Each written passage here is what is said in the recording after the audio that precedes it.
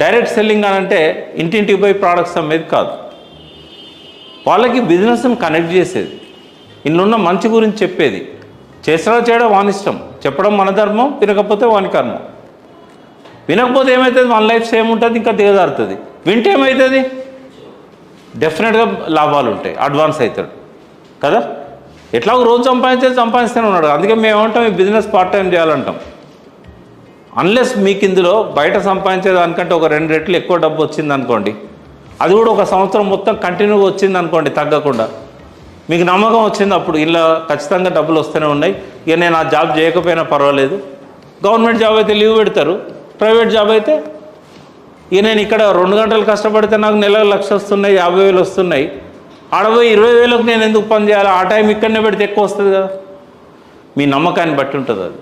కానీ స్టార్టింగ్లో ఎవరికైతే నెలకు 50,000 వచ్చేదాకా